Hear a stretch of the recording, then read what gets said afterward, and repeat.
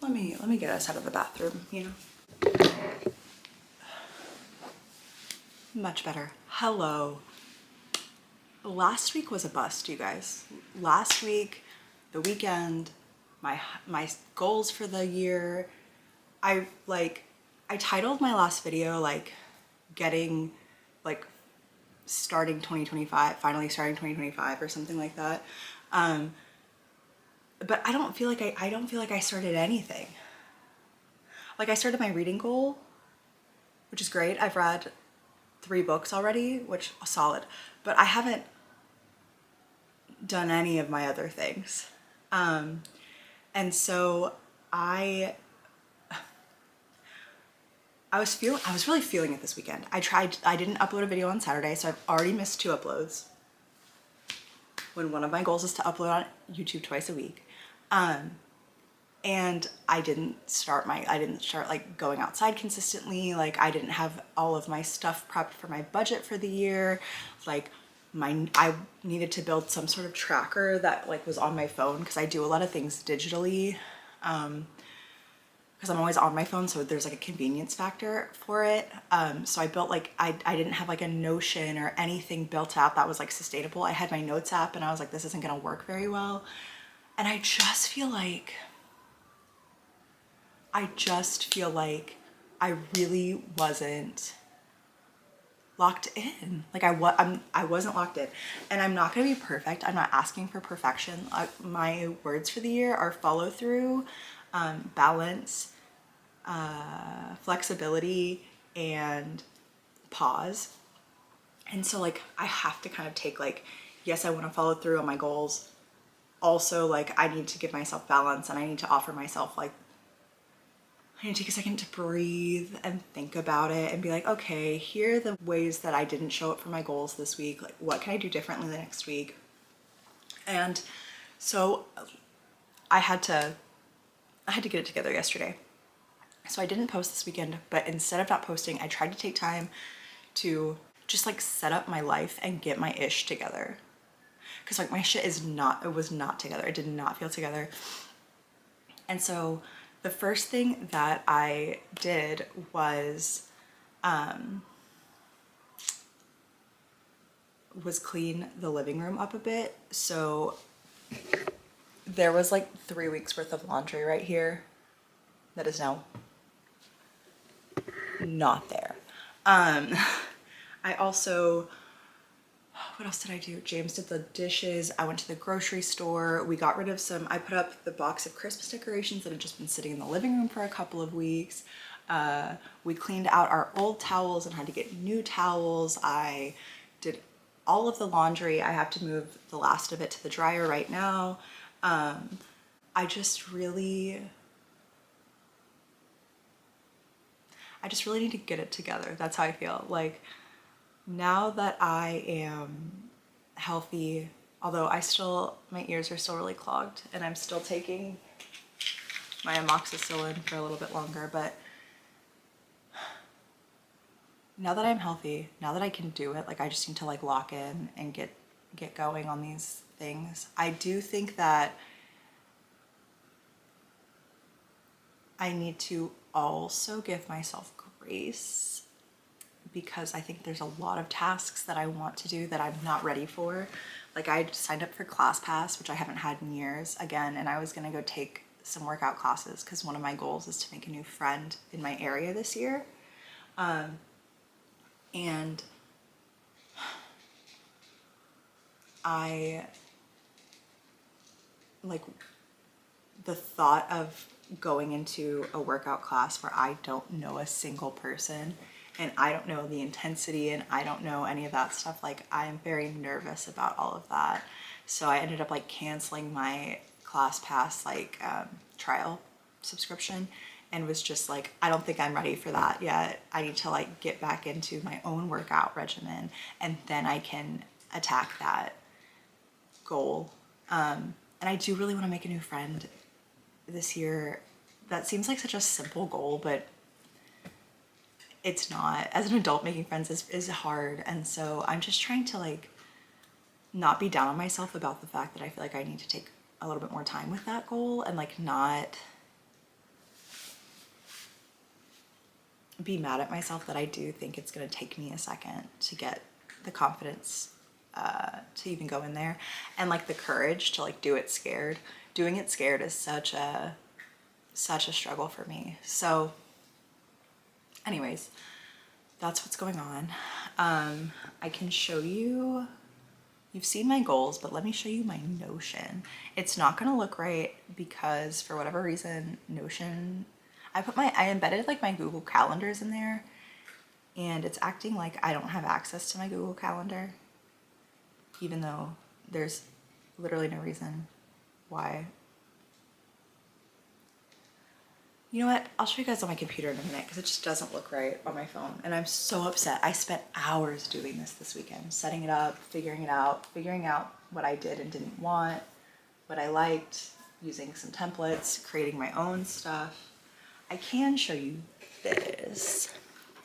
These are my books. I've read a couple. I've read 3. I'm reading 2 right now. One is an audiobook recommendation from my friend Joya, The Dinner List. And then the other one, James, is a book I actually got for Christmas about the character Jim from Huckleberry Finn. Or I guess The Adventures of Tom Sawyer and Huckleberry Finn. I've never read that book, which I feel like as a reader, an English major, somebody who loves studying like classics, especially I loved studying well, Shakespeare has my heart. I love him. But I loved studying just the American literature. And I feel like I should have read that one, but it never appealed to me. And then I was reading James, and I was like, you know, maybe I should read that book, but Tom Sawyer seems like a douchebag. Is Tom Sawyer a literary dickhead? Also, Huck Finn so far is written very sympathetically in this book. And James has a real soft spot for him, and I'm interested in how that's going to play out throughout the story. Since I've never read The Adventures of Tom Sawyer and Huckleberry Finn, I feel like I get to find things out, which is really cool.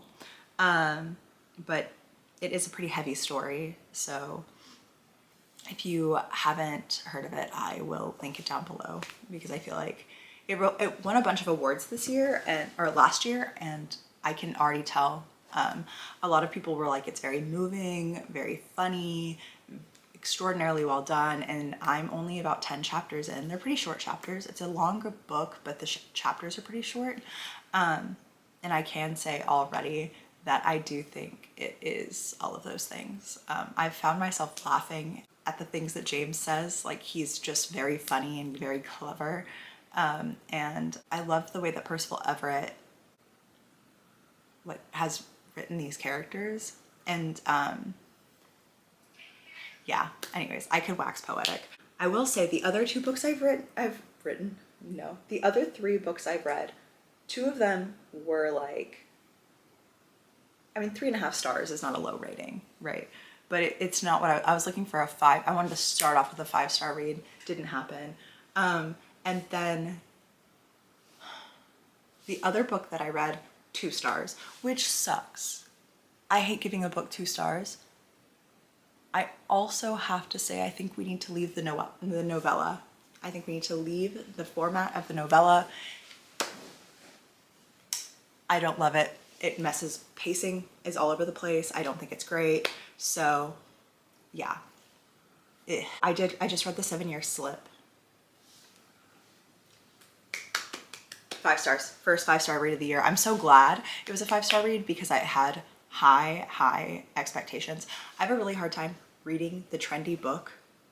Like, everybody was talking about The 7-Year Slip last year, and every time that happens, I like don't want to read it because I don't want to dislike it.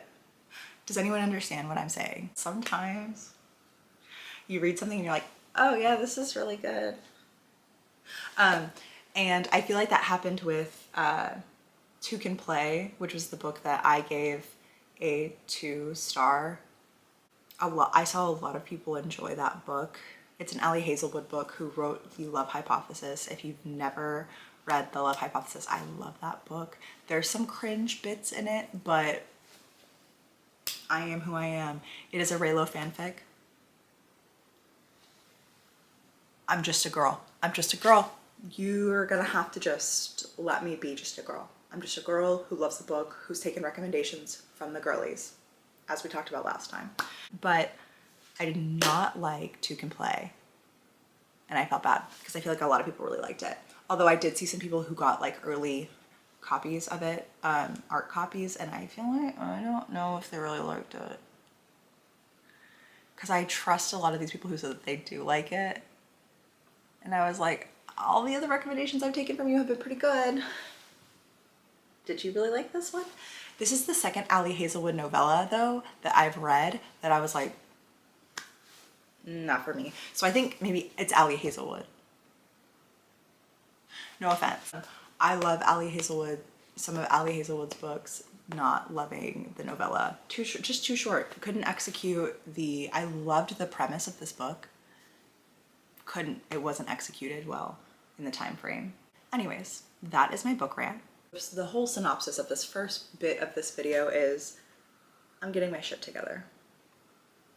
Let's do it. Let's do it. And to get our shit together, we need to get to work. It's 7:56 in the morning. All right, I will check in with you guys in a bit. All right, quick glance at Notion. I think it looks so good. I'm not gonna go into my finances. My finances are down there. I basically have just have my budget sheet that I use for my finances. And then I have all of my goals sorted here, and I can click on everything. And then I need to add a book to what I'm reading. I don't know about this book, but I would be remiss if I did not mention that my best friend Tina is an indie writer. Here are their current published books and their social medias. They will also be linked below. And Tina is currently working on the second installment in a high fantasy series that they are writing. And you should read it. If you used to be Catholic, are Catholic, were religious in any scenario, and have gotten out of that, I recommend Sacrilege. If you like a cozy fantasy, if you like friends to lovers, if you like marriage of convenience, I'm eating it up. One of my favorite books of all time. I'm not just saying that because Tina's my friend. Tina could hate me, I could hate Tina. Still one of my favorite books of all time. I would never hate Tina. Tina, I love you, baby. I'm just saying. That's how good the book is. I'm a fan. And who would ever admit that? Anyways, Sacrilege. And if you like hot gay people and political unrest and war and high fantasy, and if you mess with Game of Thrones, if you think it's cool when Tolkien made up a language, Heirs of Destruction, and I am reading the second book, beta reading the second book of Heirs of Destruction right now. Love it. So, anyways, okay. Gotta go to work. Hello. Welcome back.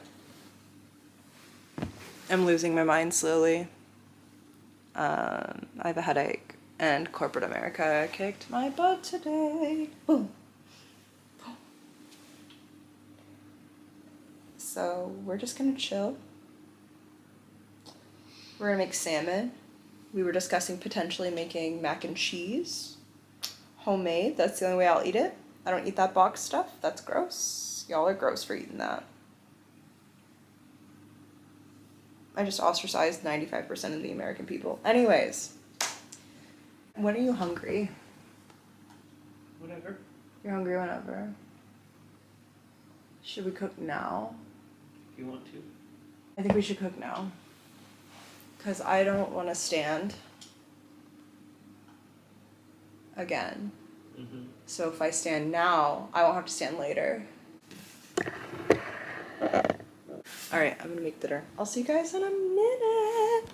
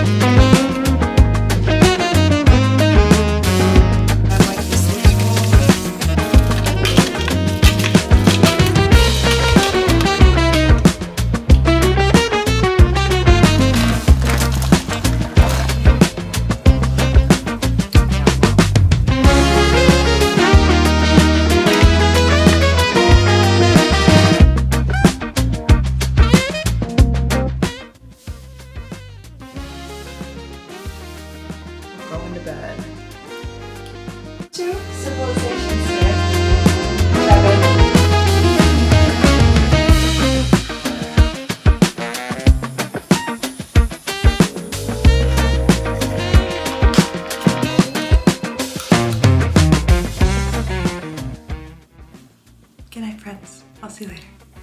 Bye.